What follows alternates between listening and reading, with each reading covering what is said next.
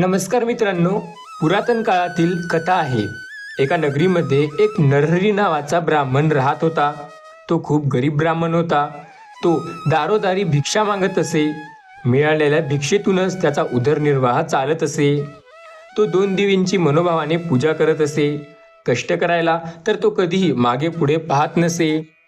कोणत्याही सणासुदीला देखील त्याच्या घरी गोडधोड बनवण्यापुरतं देखील धान्य नसे। त्याच्या घरी 18-20 दारिद्र्य होतं। त्यामुळे तो खूप गरीब आणि दुःखी होता। त्याच्या मनी नेहमी येत असे की आपल्याकडे देखील इतरांसारखं धनधान्याची समृद्धी असावी, आपलं मूल देखील लाडकोडात वाढावी। पण असं काही होत नव्हतं।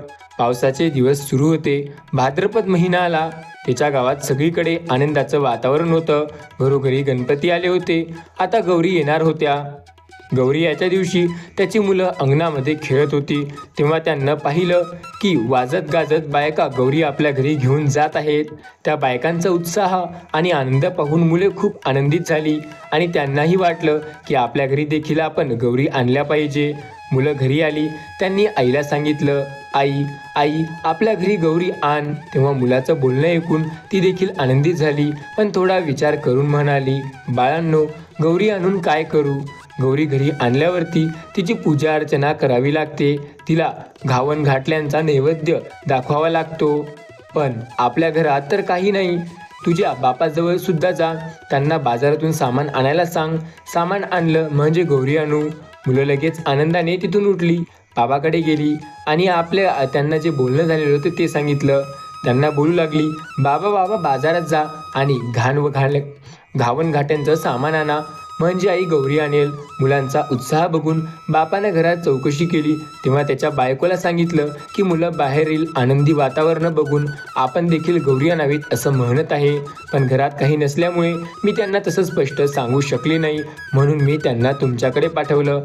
हे ऐकून तो बिचारा ब्राह्मण मनात खूप दुःखी झाला। तो विचार करू लागला, सोन्यासारखी मुलं आहेत, पण त्यांचा हट्ट पुरविता येत नाही। गरिबी पुढं काही उपाय नाही। मागायला जावं तर मिळत नाही आणि मुलांचे दुःख देखील बघवत नाही। त्यापेक्षा मरण बरं असा विचार करून तो उठला। देवीची प्रार्थना करू लागला। आता जीव द्यावा म्हणून निश्चय केला।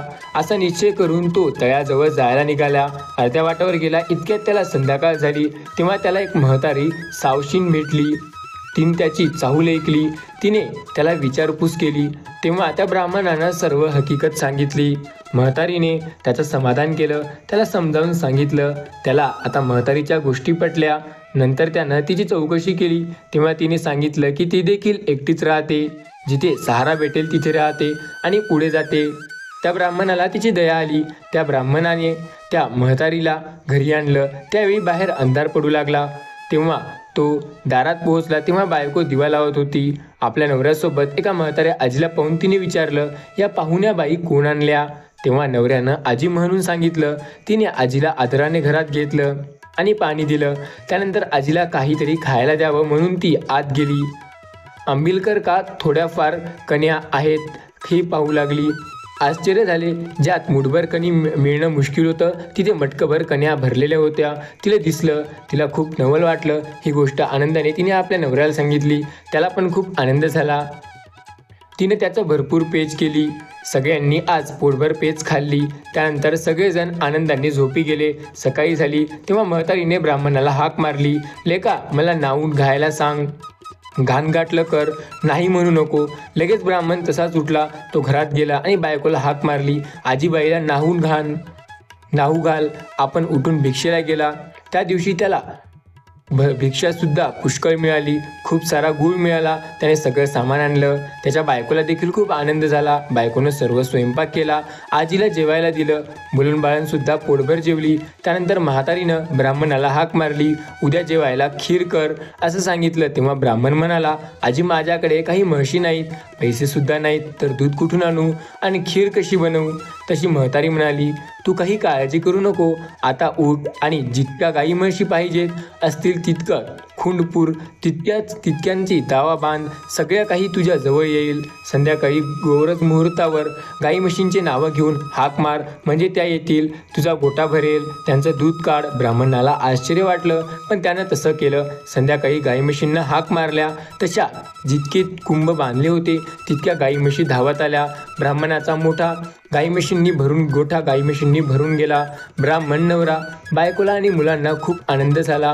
ब्राह्मणाने त्याचं दूध काढलं. दुसऱ्या दिवशी खीर केली. संध्याकाळ झाली तशी म्हातारी म्हणाली, लेका मला आता पोचती कर. तेव्हा ब्राह्मण म्हणू लागला, आजी तुमच्या कृपेने मला आता सगळं प्राप्त झालं, आता तुम्ही पोचती कशी करू शकता? तुम्ही माझ्या घरात पाऊल ठेवलं आणि माझं घर समृद्धीने आणि सुखाने भरून गेलं. तेव्हा म्हातारी म्हणाली, तू घाबरू नको, माझ्या आशीर्वादाने तुला काही कमी पडणार नाही. ज्येष्ठ गौरी म्हणतात, मी तीच, मला आज पोचती कर. तेव्हा ब्राह्मण म्हणाला, हे दिलेलं असंच वाढावं असा काही उपाय सांगा. तेव्हा गौराईने सांगितलं, तुला येताना वाळू देईल, ती साऱ्या घरात टाक, हंड्यावर टाक, मडक्यावर टाक, पेटीत टाक, गोट्यात टाक. असं केलंच म्हणजे कधी कमी पडणार नाही. ब्राह्मण बरं म्हटला. तिची पूजा केली. गौरी प्रसन्न झाली. तिनं आपलं व्रत सांगितलं. भाद्रपद महिन्यात तळ्याच्या पाळी जावं, 2 खडे घरी आण, ऊन प्यान धुवं, ज्येष्ठ गौरी व कनिष्ठ गौरी म्हणून त्यांची स्थापना करावी, त्यांची पूजा करावी. दुसऱ्या दिवशी घाणगोड, तिसऱ्या दिवशी खीरपोळीचं नैवेद्य दाखवावं, सावनसृष्टींची ओटी भरावी, त्यांना जेवू घालावं. संध्याकाळी हळद कुंकू वाहून बोलवण करावी, म्हणजे त्यांना अक्षय सुख मिळेल, सतत संपत्ती मिळेल. ही साठा उत्तराची कहाणी. 5 उतारी देवीच्या दारी, गाईच्या गोठी, पिंपळाच्या पारी, सुफळ संपूर्ण. दुसरी आख्यायिका. समुद्रमंथन या लेखात सांगितल्याप्रमाणे मंथनातून श्री महालक्ष्मी आणि तिची बहीण श्री अलक्ष्मी जन्म झाला. श्री महालक्ष्मी म्हणजे येणारे धन म्हणजे श्री महालक्ष्मी, आणि अलक्ष्मी म्हणजे येणारे धन जो खर्च होतो त्याला खर्चाला अलक्ष्मी असं म्हणतात. याप्रमाणे लक्ष्मी थोरली बहीण अलक्ष्मी देखील पूजनीय आहे. या संदर्भातील प्राचीन आख्यायिका अशी आहे, समुद्र मंथनातून अनेक रत्नांबरोबर लक्ष्मी हे रत्न निघाले. साक्षात श्री विष्णूने लक्ष्मीचा पत्नी म्हणून स्वीकार करण्याचा निश्चय केला. त्यावेळी आपल्याला ज्येष्ठ भगिनींचा विवाह झाल्याशिवाय आपण विवाह करणार नाही असे श्री लक्ष्मीने सांगितल्यावर विष्णूने तिचा विवाह एका तपस्वीशी लावून दिला. पण श्री अलक्ष्मीचे उपद्रवी अवगुणामुळे तो तपस्वी वनात पळून गेला. तेव्हा श्री अलक्ष्मी आश्रयवत पिंपळाचे झाड वृक्षाखाली रडत बसली. तिथून श्री विष्णू जात असताना त्यांनी तिला रडताना पाहिले. तिची हकीकत ऐकून त्यांनी तिचे सात्वंतन केले व तिला 3 वरही दिले. पहिलं वर, जिथे भक्तीचा अभाव, आळस, व्यसनधीता, नास्तिकता, अधर्म असेल तिथे तिने वास्तव्य करावे. दुसरा वर, घालण्याचे तिने पीडा देऊ नये. तिसरा वर, दरवर्षी भाद्रपद महिन्यात ज्येष्ठ नक्षत्रात तिची पूजा केली जाईल असं तिने म्हटले. तेव्हापासून ज्येष्ठ लक्ष्मी पूजनाच्या दिवशी लक्ष्मी व अलक्ष्मी या दोघी बहिणींची पूजा केली जाते. मित्रांनो, हीच ती कथा होती. तुम्हाला ही कथा कशी वाटली आम्हाला कमेंट करून नक्की सांगा. सोबत ही कथा जर आवडली असेल तर नक्कीच आपल्या या व्हिडिओला एक लाईक करा. आपल्या यूट्यूब चॅनलवरती नवीन आले असाल तर आपल्या ASA मराठी या यूट्यूब चॅनलला नक्की सबस्क्राईब करा. रोज असेच व्हिडिओ पाहण्यासाठी. सोबत हा व्हिडिओ तुमच्या मित्रमैत्रिणींना नक्की शेअर करा. भेटूया पुन्हा एकदा दुसऱ्या व्हिडिओमध्ये. तोपर्यंत श्री स्वामी समर्थ. जय माता लक्ष्मी.